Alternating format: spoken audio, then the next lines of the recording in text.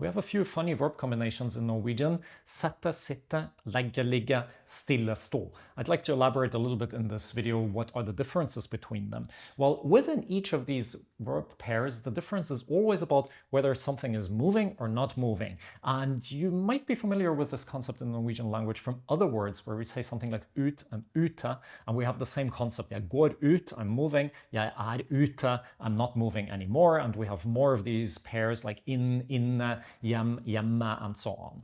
Now, when we want to put an object somewhere, then we also have to be precise whether this object is still moving or not anymore. So I'm putting the book on the table, okay? Jeg legger boka på bordet. The book is still moving. Og nå ligger boka på bordet. Okay, it's not moving anymore. That's the difference between legge, ligge. I would say the same about myself when I'm lying down on the sofa. I would say, jeg legger meg, og nå ligger jeg. And the same when I'm sitting down. Now, I think my camera perspective is not very good for showing this, but jeg setter meg, og nå sitter jeg I sofaen. Why do we actually say I sofaen, not på sofaen? Yeah, well, whatever. Prepositions are another thing where it's not so easy to see whether something is logical or not. When something is in an upright position after we put it down, then we can use stille. So we would say, jeg stiller boka på bordet, og nå står den på bordet.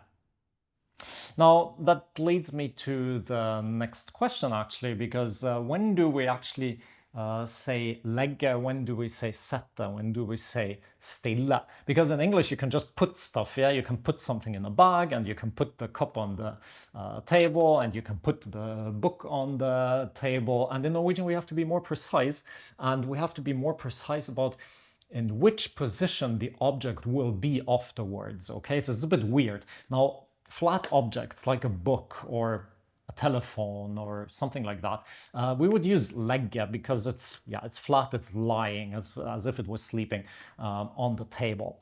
We use stille really rarely. Stille we only use when we want to emphasize that something is upright. So, for example, the book, like why would we put it upright? Jeg stiller boka på bordet. We want to emphasize that it's standing upright in a slightly weird position.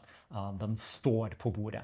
Otherwise, we have a few expressions where we use stille, like stille ut. That's at the next position. Or we would also say stille spørsmål, to ask a question. Why are questions standing upright? I don't know, but that's just how the language functions, okay? Now, sette is a little bit trickier because sette, of course, when I am sitting down, so sitting afterwards in an upright position, but yeah, not standing, still sitting, then of course it's clear, jeg setter meg, jeg sitter.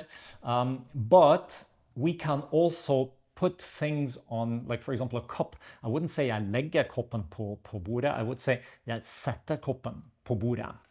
But interestingly, once it's there, I would say koppen står på bordet.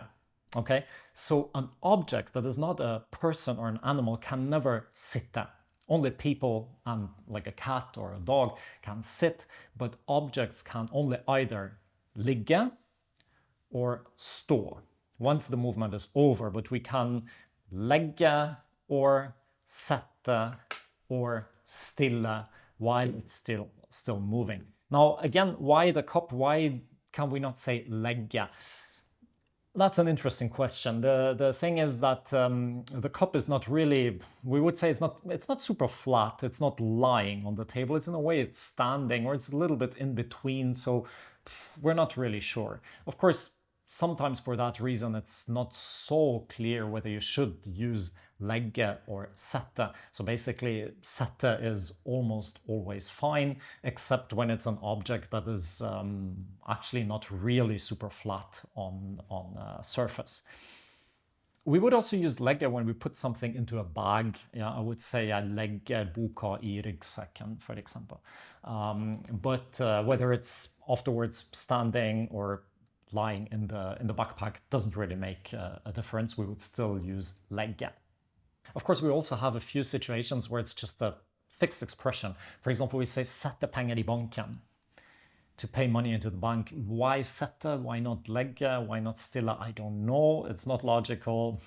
We just have to learn that the expression works in that way. So much for how we use these verbs. Now, how do we conjugate them? Unfortunately, that's not so much fun because they're all irregular except for Stille. Stille is cool because it's really just jeg stilte, jeg har stilt. But as I said before, it's the one of these 6 that we really use very rarely. Stå is also relatively easy to remember because the past tense is just jeg sto. You can write it with a D or without the D. In any case, you never pronounce the D. And the present perfect is jeg har stått.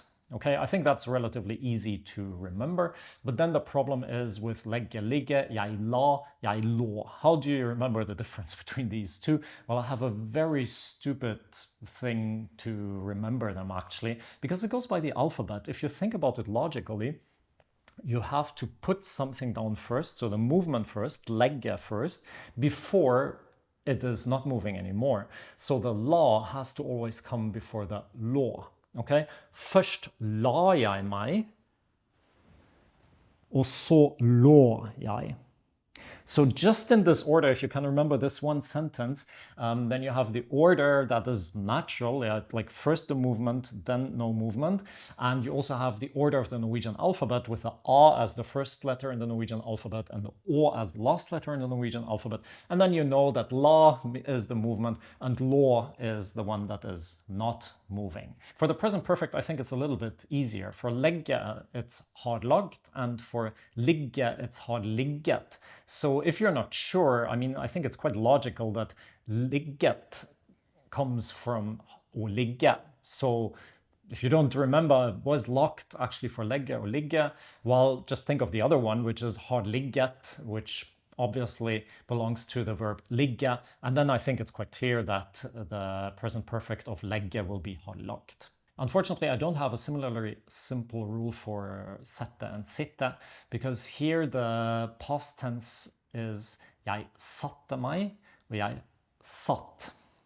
And that's really not logical at all. If you have a good idea on how to memorize that, please share it in the comments. I'm really curious because I've been looking for a good idea for that for a very long time. And the present perfect though is relatively easy again, because here it's har satt and har sittet. And again, like with a satt, you might be a bit confused. Well, which of the two does it belong to? But the sittet is pretty logical. Of course, it belongs to sitte. Sitte har sittet, so the other one has to belong to sette.